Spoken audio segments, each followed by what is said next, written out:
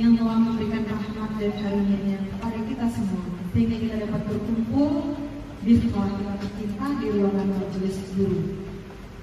Salawat bergani salam kita haturkan kepada junjungan kita Nabi besar Muhammad Sallallahu Alaihi Wasallam. Yang terhormat Kepala Sekolah SMA Negeri 10 Mandau, Ibu Yeni Andriani MPD. Yang kami hormati Bapak Ibu Wakil Kepala Sekolah SMA Negeri 10 Mandau. Selanjutnya yang kami hormati Bapak Ibu Majelis Guru beserta Tata Usaha SMA Negeri 10 Mandau. Berkat rahmat Tuhan Yang Maha Esa, sesuai dengan yang sudah diskedulkan siang hari ini, Kamis 30 April 2026, kita akan melaksanakan beberapa kegiatan. Di antaranya yang pertama adalah pemaparan terkait refleksi kurikulum implementasi pembelajaran mendalam yang akan disampaikan oleh Kepala Sekolah kita Ibu Yeni Andriani MPD. Selanjutnya, Bismillahirrahmanirrahim. Assalamualaikum warahmatullahi wabarakatuh. Waalaikumsalam. Alhamdulillahirrahmanirrahim. Allah Subhanahu wa Ta'ala pada siang yang berbahagia ini kita berkumpul kembali di ruangan majelis guru yang kita cintai ini. Bapak dan Ibu, mudah-mudahan kita semua dalam keadaan sehat dan berbahagia.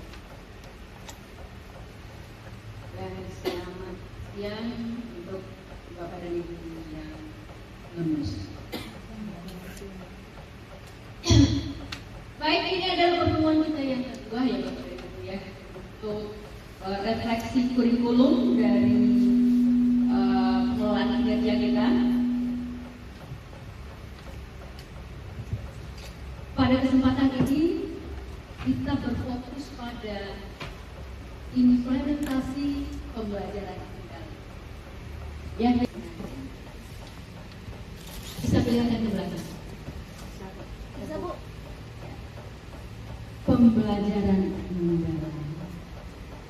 Pendidikan itu sudah menerapkan pembelajaran mendalam. Guru itu pastilah tidak ingin mengajar begitu saja di dalam kelas.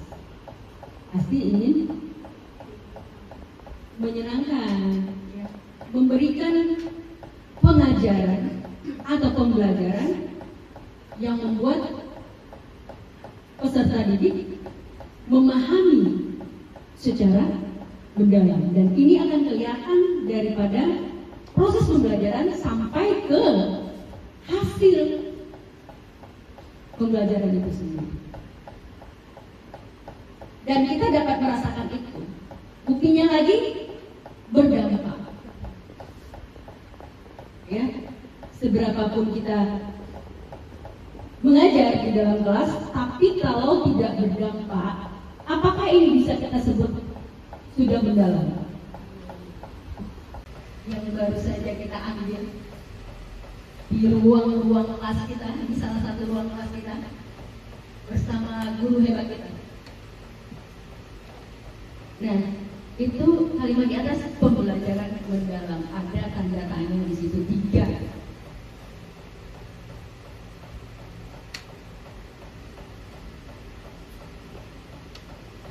Maksud dari slide ini adalah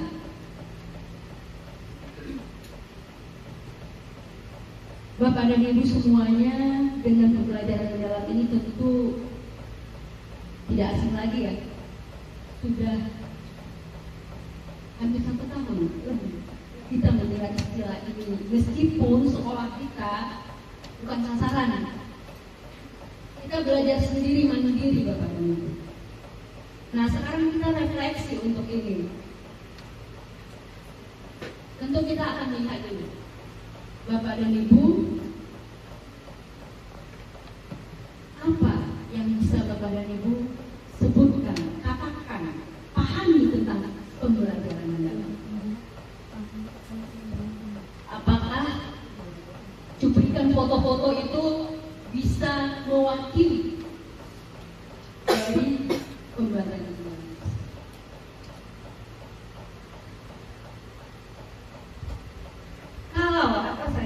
disimpulkan ya, biar Bapak dan Ibu bisa ilustrasikan ya. Apa yang Bapak dan Ibu pahami tentang pembelajaran negara? Apa yang sudah diketahui? Atau apa itu pembelajaran negara?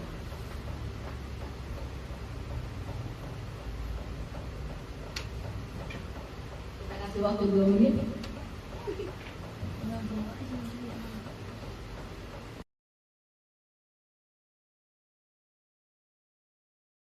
Pelajaran mendalam itu maksudnya yaitu pelajaran yang bermakna, menyenangkan, serta menggembirakan. Contohnya saja saya di di pelajaran matematika, misalnya sedang kita mengadakan ulangan harian.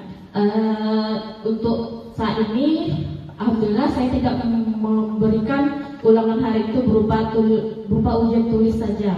Namun saya juga mengadakannya dengan mengelompokkan siswa dengan berbagai cara, yaitu dengan berupa game saat mengadakan ulangan. Itu Bu, saja menurut Bapak saya. Terima kasih. Baik, luar biasa juga ya ini ya jawabannya. Benar salah kalau seperti matematika kan 1 tambah 1 harus 2. Tapi sebenarnya kalau ada X dia bisa bilang enggak 2. Boleh? Bilang enggak 2. Belum ketemu aja sama X.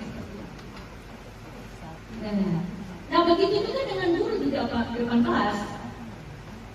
Mungkin anak itu punya sesuatu pemikiran yang kita tidak sampai ke pemikiran mereka,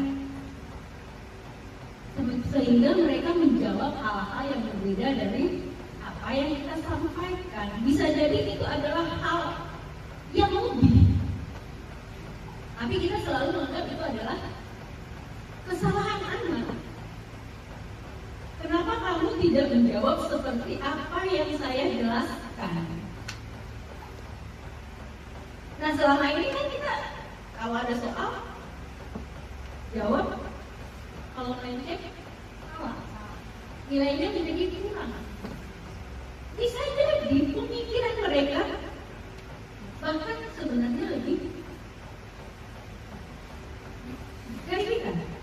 Boleh Bapak dan Ibu, anak-anak yang SMA kita yang sudah tua ini, yang merasa sudah sarjana, sudah menjadi guru sekian tahun, kemudian mereka menjawab berbeda. Apa yang perlu kita lakukan sebenarnya adalah mengumpulkan. Karena Anda menjawab demikian, dengarkan alasannya. Ya, jadi apalagi di forum guru-guru hebat itu, ya tidak ada salah dari apa yang disampaikan Pak Iqbal, Pak Iqbal dan Bu ini. Semua benar. Nah, dalam pembelajaran. Nah, Bapak dan Ibu kan bisa mengingat tuh kemarin di dalam kelas. Apalagi kita sedang supervisi kelas ya. Ada beberapa yang sudah sedang supervisi kelas atau sudah selesai. Ada yang sudah ada dokumennya. Ini juga sekalian kita deteksi supervisi kelas kita. Bapak dan Ibu sebelum supervisi kelas pun tentu melakukan pembelajaran di dalam kelas. Nah, bagian mana rasanya? Bapak dan Ibu sudah terapkan. Bahkan seharusnya bukan bagian-bagian tertentu, jam-jam tertentu di keseharian kita menerapkan. Nah, yang ingin saya minta di sini adalah bisakah Bapak dan Ibu mengilustrasikannya ke depan kita bersama? Implementasi di dalam kelas Bapak. Ayo, 3 menit dari sekarang.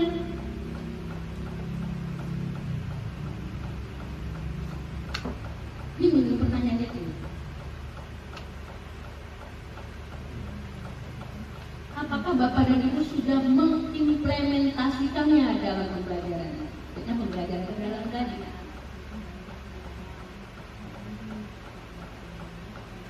Ayo.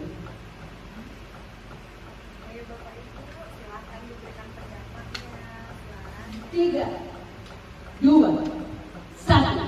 Silakan dulu.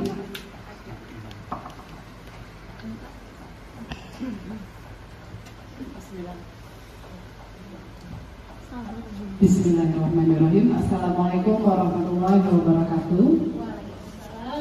Dan selamat siang untuk kita semua. Terima kasih atas kesempatan yang diberikan. Apakah Bapak dan Ibu sudah mengimplementasikan pembelajaran mendalam atau deep learning dalam pembelajaran? Nah, untuk mata pelajaran saya ada dua ya Bu ya, prakarya dan ekonomi. Nah, di sini untuk pembelajaran mendalam itu sepertinya lebih mudah untuk saya terapkan itu di prakarya. Iya, seperti kita tahu pembelajaran mendalam itu kan didasarkan pada tiga konsep ya, baik itu mindful, meaningful, dan juga joyful, yaitu pembelajaran yang bermakna, berkesadaran, dan menggembirakan.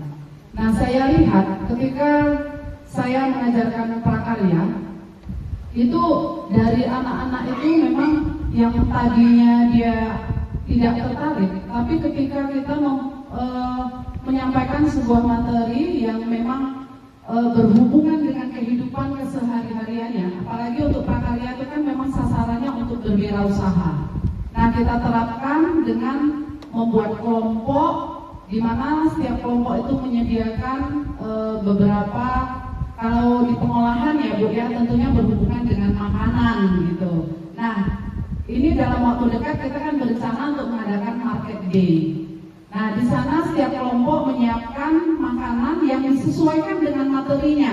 Seperti kalau di kelas 10 itu adalah pengolahan dari bahan nabati dan hewani. Kalau di kelas 11 itu berhubungan dengan makanan internasional dan makanan khas daerah. Nah, itu memang mereka saya lihat antusias ketika memahami apa itu makanan internasional. Jadi secara bermakna mereka itu memang memahami apa itu olahan dari bahan nabati dan hewani. Dan kemudian berkesadaran di sini artinya memang dari hatinya itu kita kaitkan dengan apa tujuannya pembelajaran prakarya itu sendiri, sebenarnya tujuannya apa? Nah, supaya anak-anak ini nantinya bisa belajar mandiri untuk menyandarkan kehidupannya dengan keahliannya. Barangkali walaupun sedikit kita dapatkan di prakarya, itu bisa nantinya untuk menjadi bekal kehidupan kamu ke depannya. Dan kemudian menggembirakannya itu terlihat dari mereka yang tidak jenuh. Bahkan kalau untuk prakarya ini boleh dibilang kekurangan waktu. Sebentar Bu, sebentar lagi Bu, gitu. Nah, itu yang saya alami di dalam pembelajaran mata pelajaran khususnya prakarya. Jadi saya sendiri memang terus terang ya, kalau nunggu jam prakarya itu saya, masuk kelas ini lagi, gitu. Berbeda dengan mapel saya satu lagi Bu, yang memang mungkin agak susah untuk saya terapkan di sana. Demikian pendapat dari saya, Bapak Ibu. Terima kasih. Assalamualaikum warahmatullahi wabarakatuh. Waalaikumsalam warahmatullahi wabarakatuh. Luar biasa.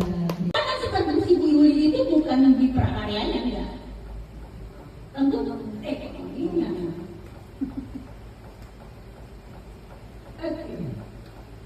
Tapi itu luar biasa, ekonomi bisa saja prakarya, prestasi. Tapi jangan lupa dengan hal yang diri kita sendiri. Nah, tanggung jawab kita yang pertama itu adalah mapel wajib.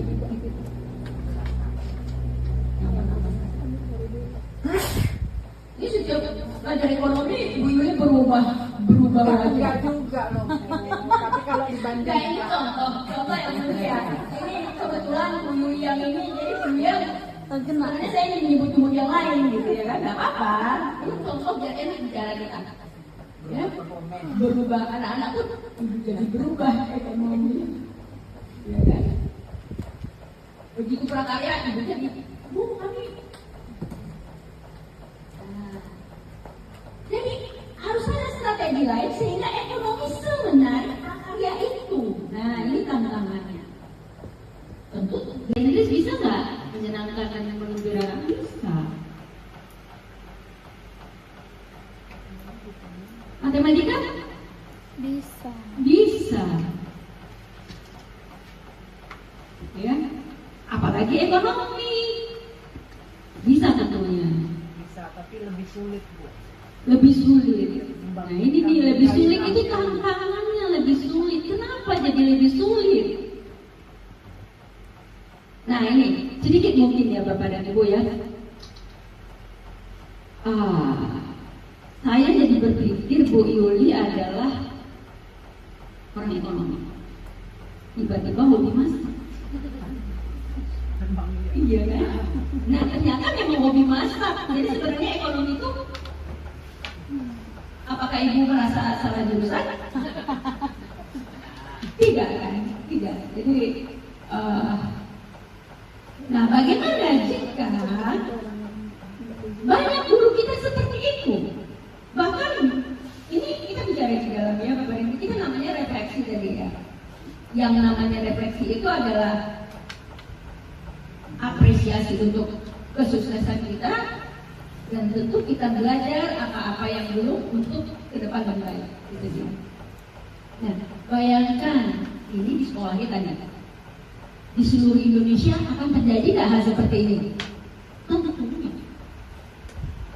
Ada tuh bahasa Inggris hobinya kesenian. Iya kan?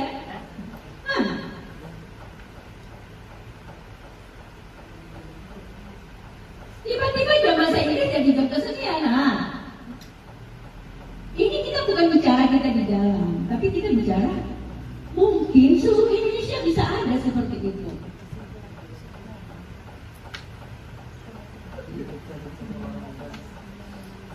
Iya kan? Bapak dan Ibu, yang akan pertama sekali menyelamatkan basic kita, latar belakang ilmu pengetahuan kita adalah kita sendiri. Ya, jadi ini tantangan. Dan Ibu, anak-anak kita di SMA 10 Mandau ini, kita kan sudah baca latar belakang mereka. Ya, kita tahu latar belakang. Tentu wali kelas lebih paham lagi tuh. Tetangga di sini tentu lebih paham lagi bagaimana latar belakang anak-anak kita ini. Ya. Mereka bukanlah anak-anak yang, ini sering kita sampaikan, anak-anak yang dari rumah itu datang ke sekolah dengan kondisi siap belajar dari rumah. Ada yang kerja dari sore hingga pagi datang ke sekolah. Ada yang tadi dimarahi mama bapaknya di rumah. Ada yang belum sarapan. Ada yang macam-macam lah problem yang mereka hadapi sehingga mereka datang ke sekolah. Bapak dan Ibu, harapan saya adalah sesuai dengan program kita juga di sekolah ya. Ada 5 S. Apa dia 5 S? Senyum, sapa, salam, sopan, santun. Ini juga disampaikan Bu Ivon di apel pagi beberapa bulan yang lalu. Bulan kita tahu. Ya Bapak dan Ibu, walaupun kadang-kadang saya nggak ada di situ, tapi kalau lagi nyimak itu terkesan. Ya. Tadi kita tes ya Pak Ali. Kita berdiri karena kita berdiri. Ada nggak anak kita yang senyum, salah, sopan, santun? Hanya beberapa. Hanya beberapa saja. Ya. Ya. Tadi saya keliling sekolah. Semua kelas saya masuki. Saya lihat sekarang semua kursi majelis guru adalah kursi empuk. Saya tidak pernah menginstruksikan itu.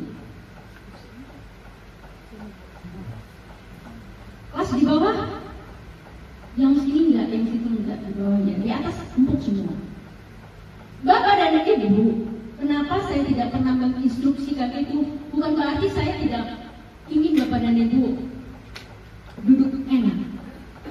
Tapi itu adalah strategi bahwa di dalam kelas jangan banyak-banyak duduk Bapak dan Ibu.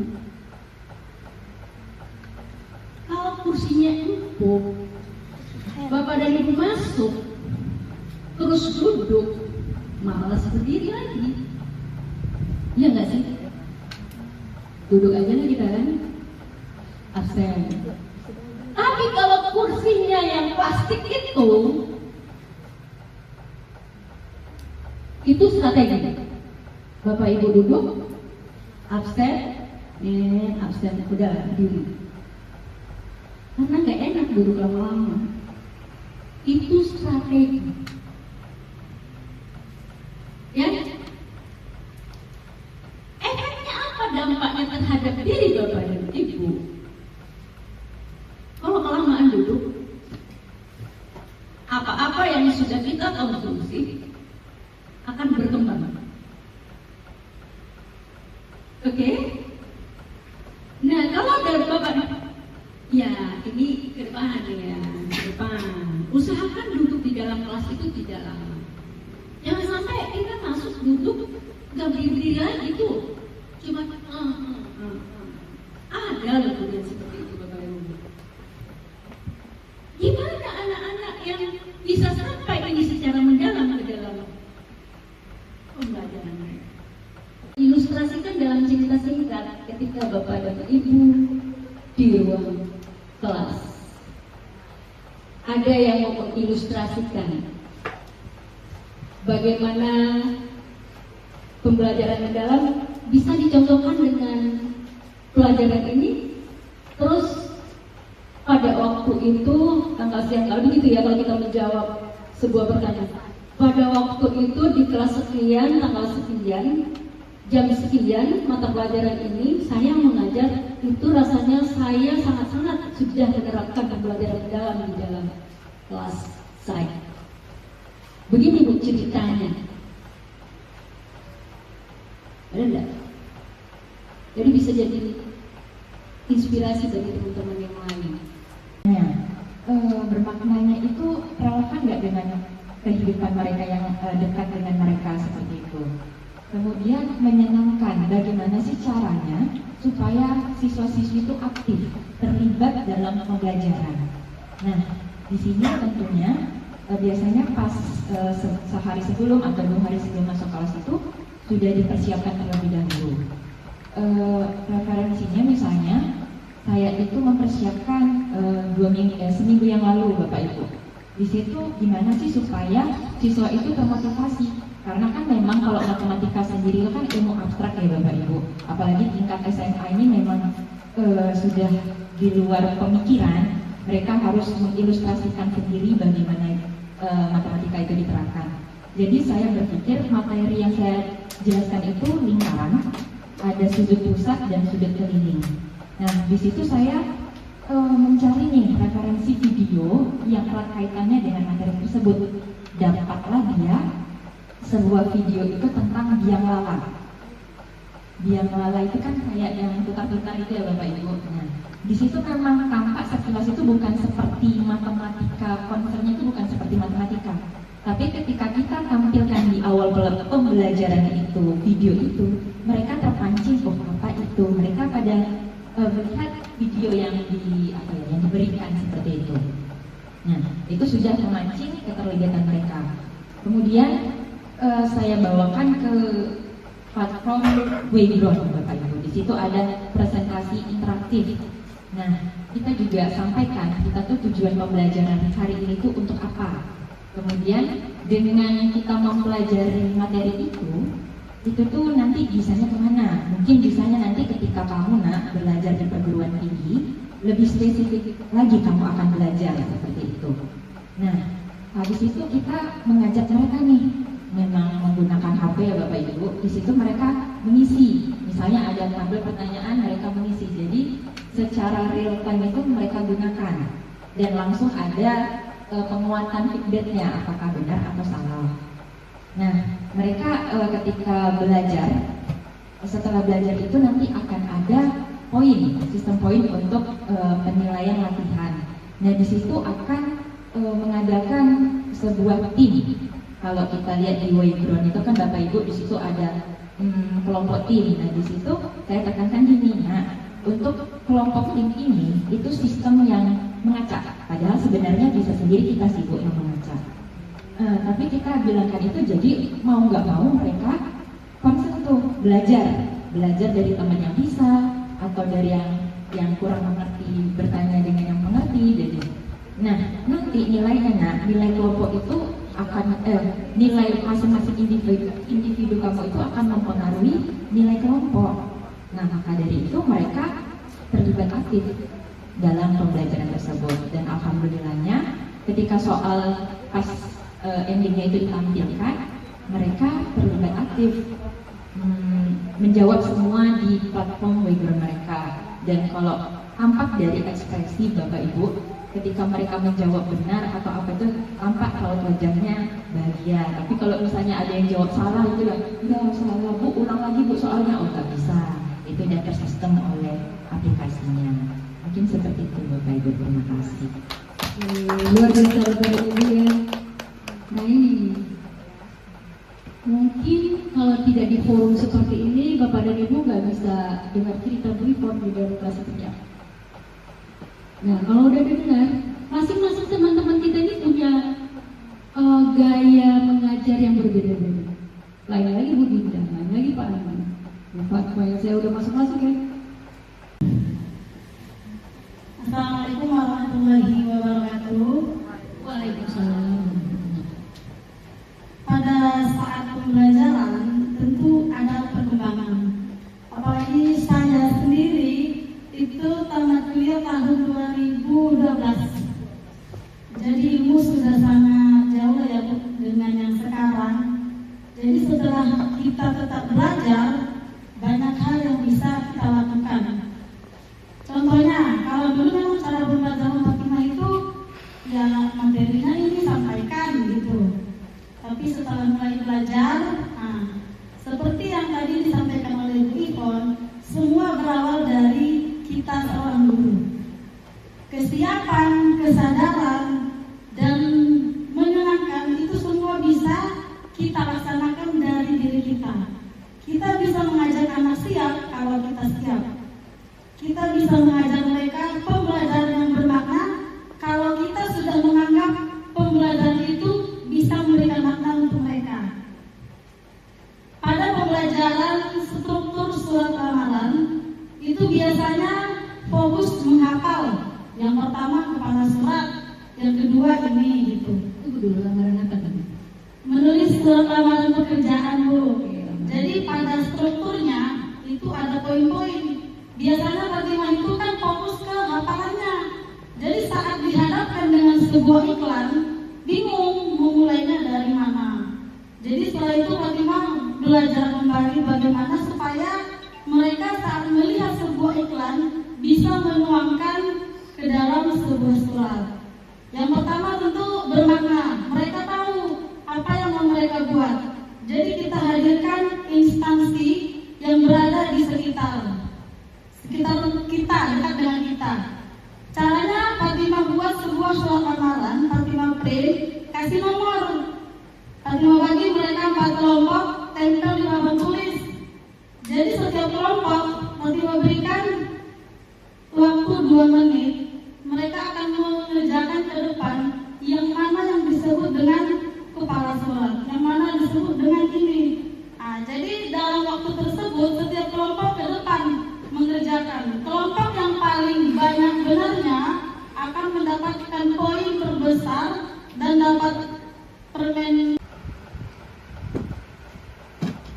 Jadi harapannya adalah tekad kita bersama adalah tantangan kita bersama adalah jam 6 kita berangkat, jam 6 kita kembali di rumah. Itu yang kita buat di sekolah ini benar-benar bermanfaat, berdampak terhadap diri kita, anak-anak serta didikan dari sekolah. Saya paham sekali sekarang. Kalau dulu mungkin saya tidak bisa merasakan apa yang Bapak dan Ibu rasakan di sekolah ini. Tapi beberapa bulan kebelakangan saya tahu sekali.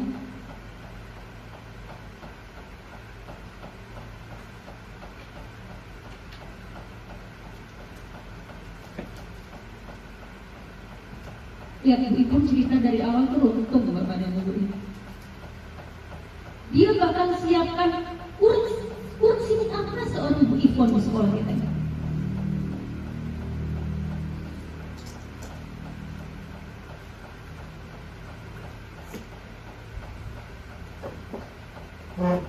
Kurang sibuk apa dia?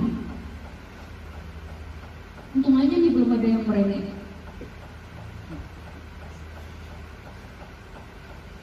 Iya. Tapi masih tetap menyempatkan diri di waktu-waktu luang untuk mempersiapkan apa yang akan diajarkan di dalam kelas. Program kita kan udah susun ya Bapak Ibu. Bahkan saya nggak minta Bapak dan Ibu susun program setiap minggu, setiap bulan. Program yang lama itu kan sudah ada. Revisi. Tinggal cocokkan, tinggal tambah, tinggal selipkan. Yang perlu Bapak dan Ibu pikirkan itu, saya hari ini menampilkan perubahan seperti apa yang cocok dengan jangan sampai ini mode supervisi baru kalau kabut.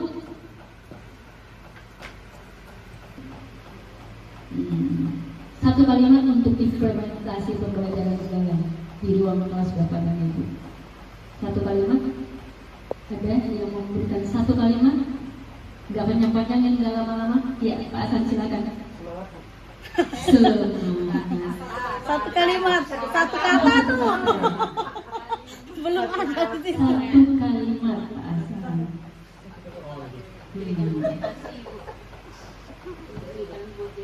Memberikan motivasi. Satu kalimat yang lain. Saya siap untuk belajar sepanjang hayat.